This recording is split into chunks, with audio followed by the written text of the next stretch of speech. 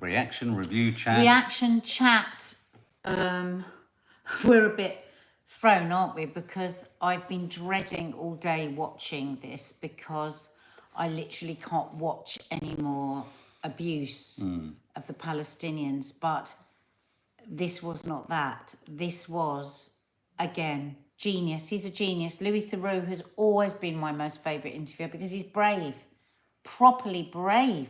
Well, and also, just interestingly, he's not just brave, but he did a great interview in Deadline magazine earlier in the week, where he talks about how his tactic is to always, as he describes it, embed himself with or get to understand or better understand the perpetrators. You know, he wants to understand. I think one of the trade-offs, though, that comes with that is, because he's so self-effacing and disarming, he also manages to disarm people who otherwise you think, these are just evil. These are just evil, sociopathic nut jobs. But he manages to get into them by dealing with them as humans, treating them as humans, which is what's so clever. And we want to read out a lot of your comments. Nora, that was heartbreaking. A real insight, disgust, gobsmacked, horror, shock. I don't know what words to use. I stand with Palestine. And Mark and I were like, it was such a big hope for us, wasn't it, tonight, that people would just be able to, because that woman, I literally can't say her name. We've been watching her for years. She turns our stomach. She's such an obvious racist and agitator. But think tonight we saw how actually unhinged she is. Daniela Weiss. Psychotic, says Lee. Psychotic. Totally sociopathic, psychopathic. I mean, the thing that I'm hoping most with this is, and we're all looking for permissible characters that are hard to kind of, I think that's why Gary Lineker was so resonant last week. These are people who it's really hard for the vast majority of the mainstream to get around. So many people will talk about Louis Theroux every minute of every day and go, oh yeah, have you seen the Louis Theroux where he did this? Or the Louis Theroux where he did that? And what's so powerful and important about this documentary is that it's Louis Theroux that does it. Because I just hope that this throws a spotlight on something that the vast majority of people who have still somehow not become engaged with the situation in Gaza and the West Bank. And haven't seen to that degree. Lamia suffer. It totally made my blood boil. They have shown us what they are. And the genius of Louis Theroux, he didn't have to do anything. He just asked maniacs the simple question. Absolutely. And by starting each conversation, hello, where are you from? Russia, America, Brooklyn.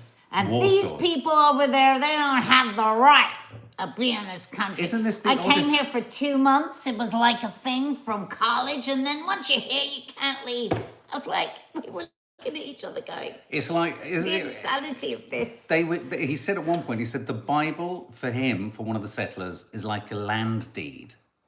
And yet none of the settlers were even born in Israel. They weren't even born in Israel. They were born in Warsaw, Houston, anywhere other than the land on which they're saying Russia.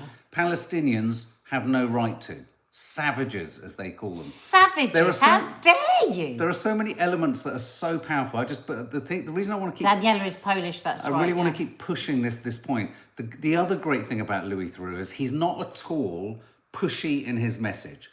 As you rightly say, Reese, in the true sense of documentary, there's this idea that you point cameras at something and the documentary is just the process of it unfolding. It's a little bit more complicated than that. You've got to be in the right place, asking the right questions, filming actually for a considerable amount of time and allowing the cameras to roll. And there were so many moments in this where Louis not got the message through because he wasn't trying to get a message through. He showed us the truth. Yeah, he just let them show. He showed us let them the show truth. themselves. Carol Robertson, this has opened my eyes fully. People partying while the smoke was rising in Gaza. This turned my stomach. Let's see how much this is talked about tomorrow in the news. Well, okay, let's just take a moment to say this was the BBC. That allowed this. And they will get a major bollocking. Oh my God. Hang on. If it will be allowed to stay on BBC iPlayer. No, hang on a minute. There is literally...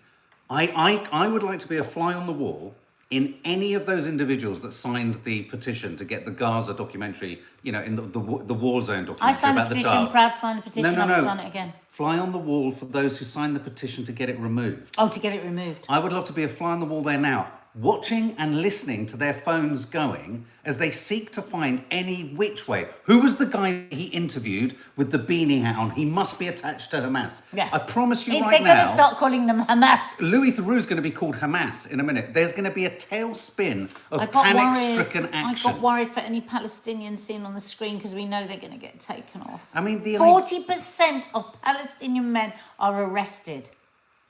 60% of Palestinians in prison do not get a trial. That is a hostage. That is not a prisoner, that's a hostage. Ben Gvir has been traveling around around New York, showing off about how badly they treat their hostages. Can I also say that Louis Theroux has single-handedly tonight shamed all of our journalistic channels. Every single news outlet in this country just been shamed because of course he hasn't gone to Gaza, but he's proven by going through the checkpoints and filming that if there's an appetite to tell the story of Palestinians, you can do it. And so Louis Theroux has thrown down a gauntlet. Sky News, where the fuck are you?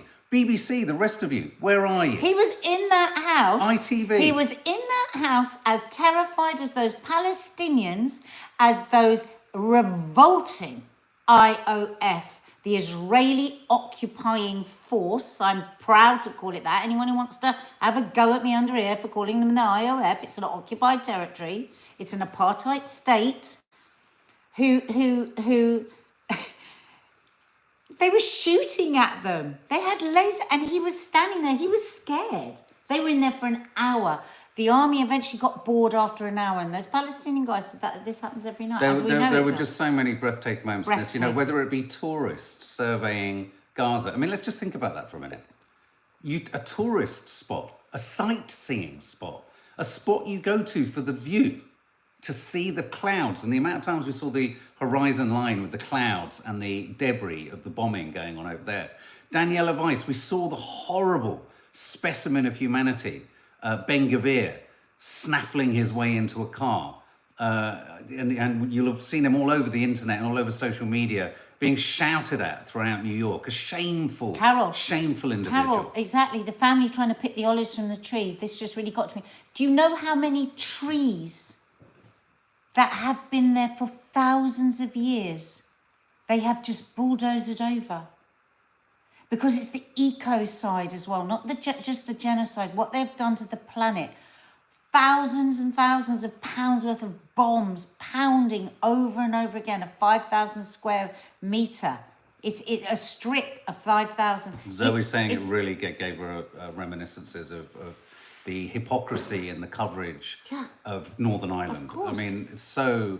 That's why the Irish are so aligned to the Palestinian cause. They know it. And that's why we've become more awake to that as well. Now, he did a great job, Louis Theroux, of taking us into many very potentially undramatic setups and scenarios to show us the true drama of the situation. I kept sort of gasping, and Nadia going, but we know that. But yes, we know that, but you don't see it in such an ordinary fashion. So many people will get on board with even the argument that, you know, October the 7th, Gaza, it's all bad. But when you then say it's an apartheid state, quite a few lefty-leaning, Labour-voting, liberal-minded individuals who will have stood up for Black Lives Matter, who stand up for LGBTQ plus, people, you know, they suddenly go, well, I don't think you can say it's an apartheid. Yeah. You can't. This shows it. I mean, and just that brilliant, you can't. Asked to move down the road. Do you know they sometimes keep them hours and hours, children, waiting in the gates, and they don't open the gate. It's trending on X that so many people saying it won't be on the iPlayer for long. If the BBC pulls this down, hold your balls, Louis Theroux, strap yourself in, mate, because we will be on the streets marching for you. What he did tonight, and it's all the more important that he's a white, middle-class male who's done this, and he did it without even really any piercing questions. He just asked people about their truths, and the truths of the settlers and the truths of Israel are genocidal. When he said to that guy, did that question Did that question upset you? Did it rattle you? He's a bloody genius. I've always loved him, haven't I? All Always. of the settlers carrying guns. He was so so clever special. the way he drew attention to the guns. They're all carrying guns, and the whole when thing. When he said to him, so, the guns, like, do you need them? I need them until I don't, said the American. Well, you know what? How about this? How about if you didn't bully and starve and pick and punch and steal, you might not have to feel so afraid all the time. Well, They feel afraid all the time because they know what they're doing. There's a simpler solution to this. Don't be there. That's an illegal, out of the West Bank. settlement. When Louis asked him, said, it is actually against Israeli law. What did he say? What was the great line? He said, he said, we had to write some things transcend the whims of legislation. i.e., we are above the law because we're following the law of the Bible. There's so many simple solutions to so many things that people tonight are going to get their knickers in a twist about. I can't wait to see the usual suspects tonight getting their knickers in a twist. I wonder what I'll be accused of tomorrow. Frantically texting, going, "Oh God, is there any way we can prove that the way they pointed the camera at that person in the corner?" Like she says at the end, "I push you. Do you push? Do you push me?" But that's what she. But that's what she did to him. But did you notice when she pushed him at the end? What was her final line? She turned to the camera and she went, I wish that you push me. I wish that you pushed me. Now, hang on. I just want to do a close textural analysis of this. So when she said in that really chilling moment at the end, I really wished you'd have pushed me, almost coquettishly as she walked away, that enshrined, embedded in that really odd comment is the entire policy of Netanyahu's Israel, which is we will do this. Wait till you leave. And then when you hit us back, guess what, guys? You hit us back with a stone, but we've got a great big Kalashnikov, we'll blow your brains out. Those two disgusting IDF with their horrible T-shirts not quite long enough for their arms. Go, who are you? We're wearing a mask. Who are you? Louis Theroux even said to him, you're wearing a mask. You're wearing a mask. Don't worry. We can't see what you're doing. Just go and do your job. And they were so rude, Just go and do your job. They were just so unpleasant. And that's to a British journalist with a camera. Imagine. Well, we know how they talk to Palestinians. So we saw the apartheid. We saw the Palestinian guy who took him around, having to walk through so many kind of checkpoints. You said it reminded you of the checkpoints that you walked through when you were there. You saw the streets where the businesses have closed down and people have been removed from the houses and the buildings there. Louis, every time he was asked for his passport, why?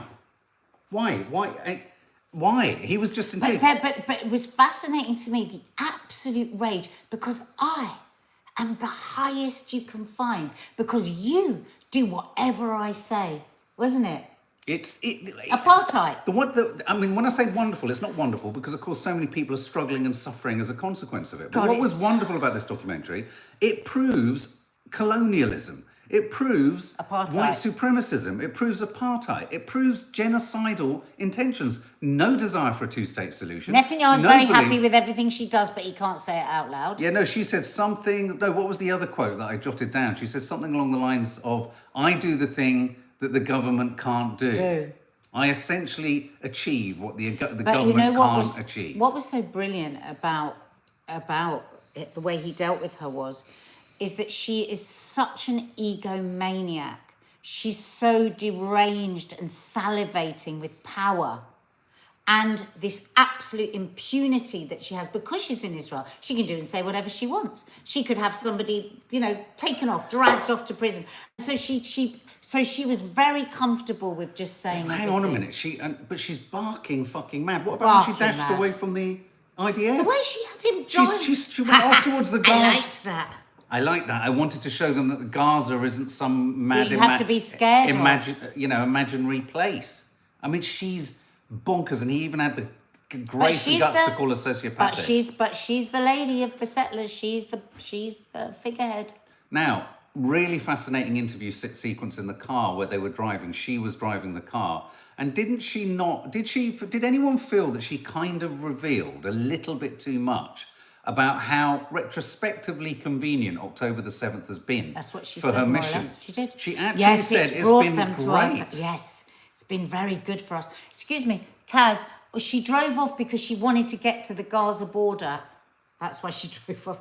Yeah, she actually said, yeah. She said Very people are clever now question. more receptive to the settlements and the outposts since October the 7th. Now, I'm not going to start getting into that whole kind of tricky terrain, but interesting that speaks to the possibility that that event has been a great clarion call for her appetite. Well, that's why he asked it, and he didn't. I mean, he wasn't tripping her up. He just asked the question, and He wasn't she said tripping. yes. The wonderful thing about She this said, is yeah, it was good for the cause. the wonderful thing about this, and this is what's so wonderful about Louis Theroux, he didn't do any sophisticated tripping up. No. He didn't do anything that he's actually had to do in some other instances to get to the truth of something. And she didn't even pause. No. You know, my God, those poor hostages, those poor families hostages, and she's talking about it's helping her with her ambitions. And let's just pause again just for a minute. God. When they cut away to those shots of the guard towers and the walls, what doesn't look like a prison, more like a prison camp? Totally, it's a prison camp. It's an open prison. It's an open prison. So Yeah. when people draw parallels between this and concentration camps, rather than everyone getting a bit, you can't say that. No, you can't do it, Israel. You can't do it and then not expect the parallels or the comparisons to be drawn. Don't construct faceless, monolithic cement walls and cement towers with guards with guns trained on people, and people will not reach for concentration camp analogies. Yeah, I was with my Children Not Numbers, my charity, yesterday, and they said we haven't been able to get any food in for weeks and weeks. We've got children starving. And then like a mile down there, there's the IDF with huge, great big buffet tables of melon and watermelon and cakes and barbecues. And there's children starving to death every single day. And we're not supposed to comment on it. Anne-Marie Shellard, she helped 800 families settle. It's absolutely unreal. The candy floss and festivities left me sobbing and just silent. Yeah, it was like a big day out. It was like a big fun day out. It is illegal.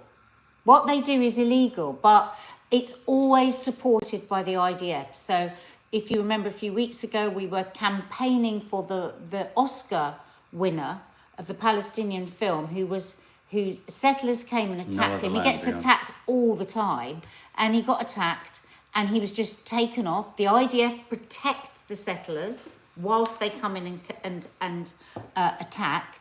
And what about she said, settlers are never violent. Never. It's not a real thing. It's not actually a thing. It's only ever, and when he said there's footage, there's proof.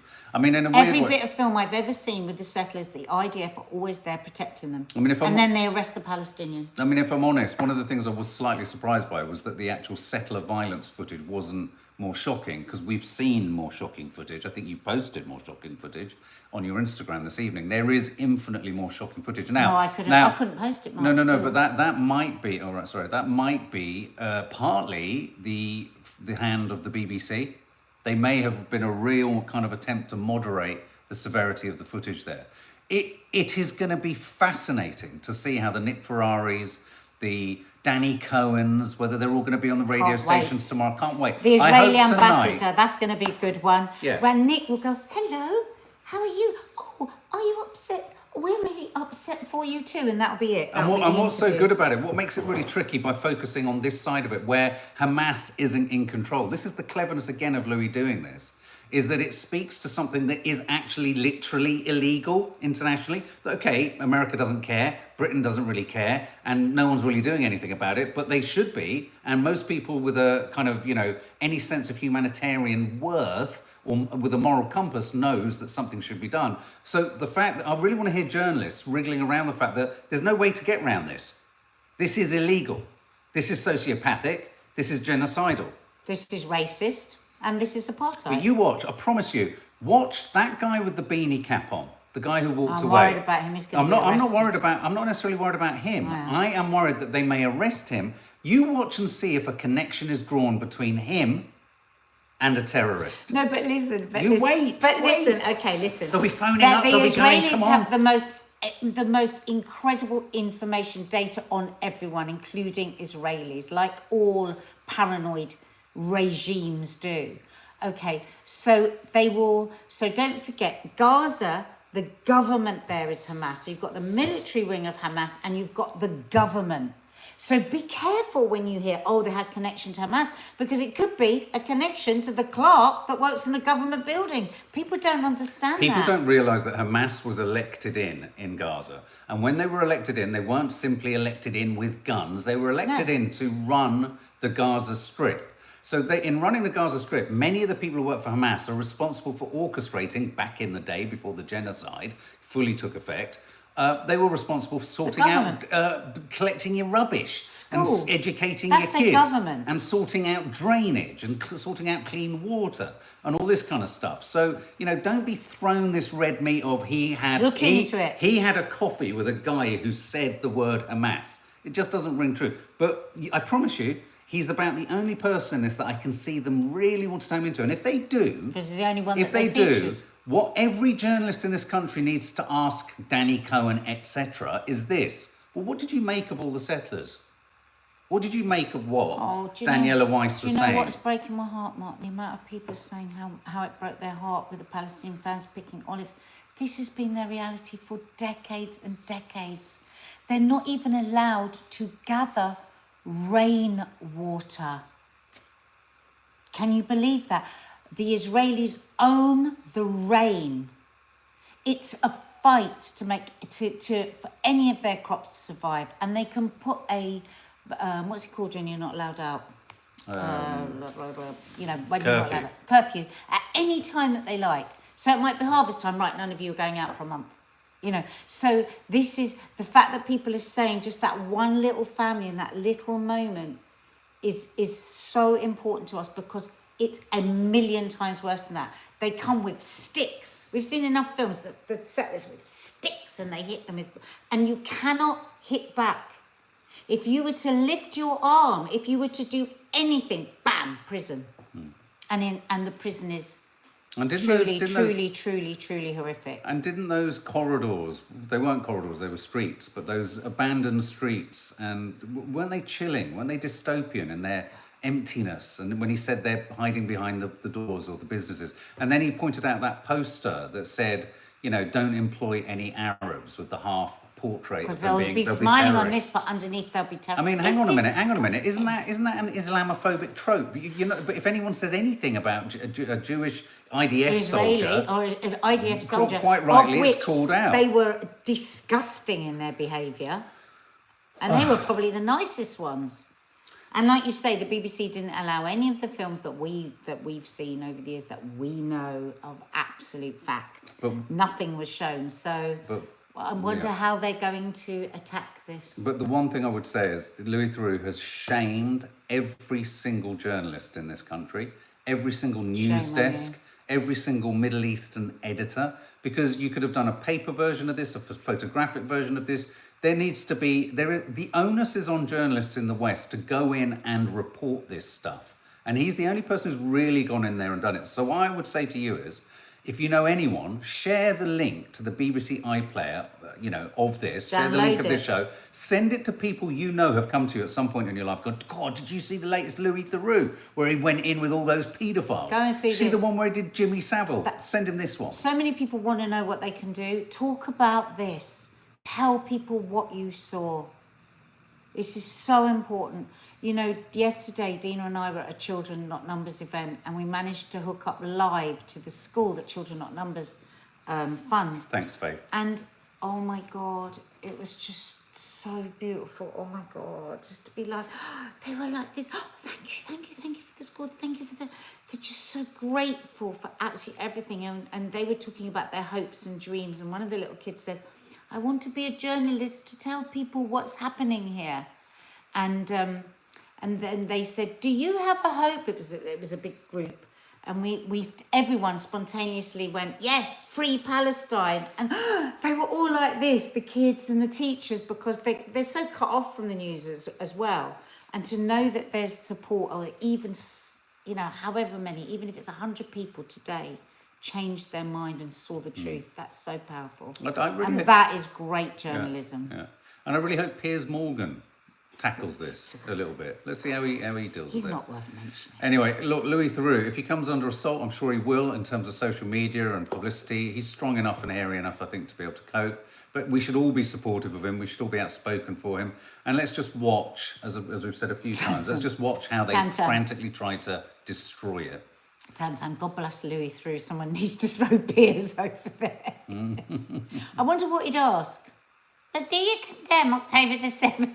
Yeah, it's the only thing he can ever say. I wish he would Stephanie, just what a start world with that it's taken line. so long for something like this to. That's what I mean. It's outrageous. It's shameful. Please tell everybody that you see tomorrow, everybody over the next few days, just say to them, just watch it. And when they say, Hamas, say, no, hang on, this isn't a whole part of Palestine where there is no Hamas. Will you ring the LBC? Mark, ring LBC tomorrow. Hang on, this isn't. You see, but what's important about this is you can't keep saying it's Hamas with this bit. That's the awkwardness of the West Bank. What are they going to say? That's the awkwardness around this what one are they going to say? For the settlers. It's like. Can we try and guess what they'll say? Do you think they'll say she's a rogue woman and that's not what Israel is about? Will they? I don't think they'll even seek to do that. I think they will probably question the propaganda of the BBC and where was the balance. Can't wait. They're going to say, where was the balance? That's what they're going to keep saying. Where was the balance? There is no balance when you have made it the most imbalanced apartheid system, Israel. There is no balance to be had anymore. Yeah, you can't be balanced when there's a genocide. God's sake, in action. God almighty. Anyway, guys, thank you so much for joining us, and it means so much to us where people are just saying, "Wow, God, you know." Zoe, they will probably have her on live. Faith Goodman says there's a behind-the-scenes making of, which will be interesting to watch. Yeah, of that. Yeah. And let's not forget the great South Africans who, right at the beginning, pointed to genocide, apartheid. And I think maybe the South Africans know a little something about apartheid. Yeah, maybe. Coral Roberts says Louis didn't follow Israeli travel rules. That'll probably be what they get him on. Well, God, and what about that moment where he said to the guard? The guard said, "Welcome to Israel." No, he said, "Welcome to Israel. You're in Israel." Oh yeah. He said, this bit's not Israel, is Israel, is it? This is the West Bank. But what about when the soldiers shoved him? Yeah. And he went, "No, you're not going to do that." Yeah, he just felt impervious, didn't he? And that's when he went, "You see me? You see the police? I'm above the police." I was like, wow. Anyway, okay, not guys. Louis, you're not. Keep your comments coming in. Keep Louis, your thoughts. we love Share you. this with everyone. Louis.